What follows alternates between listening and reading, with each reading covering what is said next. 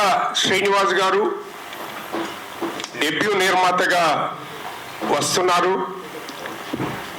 ఇందాక ప్రసన్న కుమార్ గారు చెప్పినట్టు, మరి రామ్ సత్యనారాయణ గారు చెప్పినట్టు, డిఎస్ రావు గారు చెప్పినట్టు, ఈ సినిమాలో నిజంగా తెలుగుదనం ఉట్టిపడేలాగా తెలుగు వాళ్ళందరూ నాగబాబు గారు, ఆలీ గారు, సత్యప్రకాష్ గారు, మధు గారు అందరు యాక్ట్ చేయడం జరిగింది. ఇందాక చూసాం మనం.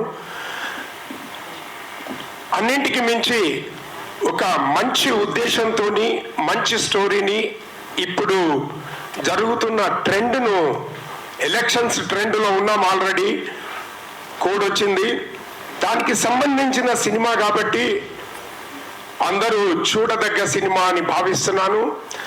అదేవిధంగా శ్రీనివాస్ గారి విద్వాంసులైన నిజంగా నేను కూడా ఆ అనుభవం వచ్చింది ఆయన మాటల్లో, నాకు కూడా వచ్చిన అనుభవం ఉంది ఆయనతోని. మేజర్గా అన్నీ తెలిసి ఉండి ఇండస్ట్రీకి రావడం అంటే చాలా గట్స్ ఉండాలండి. ఆయన పూర్వాపరాలు ఆయన మిత్రుల ద్వారా తెలుసుకొని సినిమా ఇండస్ట్రీకి రావాలా వద్దా అని బేరీ చేసుకొని అన్ని తెలుసుకున్న తర్వాత మరి ఈ సినిమాను తీసుకొని ఇంత ధైర్యంగా వస్తున్నాయంటే మన ఇండస్ట్రీకి ఒక ధైర్యవంతుడైన ప్రొడ్యూసర్ వస్తున్నాడు.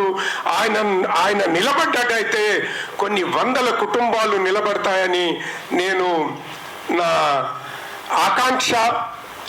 నేను ఒక యాక్టర్గా మరి నేను అదే కాంక్షించాలి.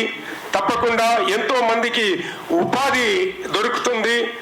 ఆయన మంచి మెగా ప్రొడ్యూసర్ అయి ఆయన డబ్బులు ఆయనకు వచ్చినట్టయితే డెఫినెట్గా అది రీఇన్వెస్ట్మెంట్ కిందనే వాడతారు. కాబట్టి ఆ భగవంతుడు ఆయనకు ఖచ్చితంగా ఆయన డబ్బులు ఆయనకు వచ్చి ఇంకా మెరుగుగా ఫలితాలు వస్తే ఖచ్చితంగా మనందరికి అవకాశాలు వస్తాయి, తెలుగు వాళ్ళకి అందరికి అవకాశాలు వస్తాయి అనేది నా దృక్పథం.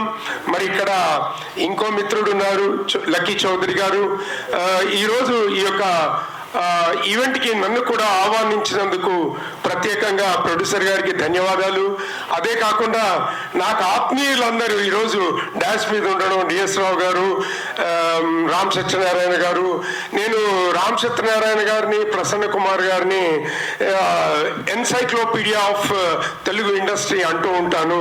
ఎందుకంటే ఏదన్నా డౌట్ వచ్చిందంటే వాళ్ళకు ఒక్క ఫోన్ కాల్ చేస్తే వాళ్ళు గ్రంథాలు ఎప్పుడో జరిగిన దాన్ని కూడా ఇప్పుడు మన కళ్ళకు ముందు జరిగిందా అన్నట్టు విశదీకరించి విపులీకరించి చెప్పే మనస్తత్వం, ఆత్మీయత ఉన్నవాళ్ళు.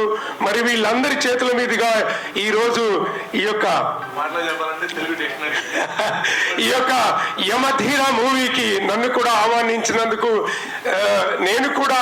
నేను ఏ ప్రాజెక్టులో పనిచేస్తానో, నేను ఏ ప్రాజెక్టు గురించి మాట్లాడతానో అది సక్సెస్ అవ్వాలని మనస్ఫూర్తిగా ఆ భగవంతుని కోరుకుంటూ సెలవు తీసుకుంటున్నాను. Thank you, one and all. Thank you so much.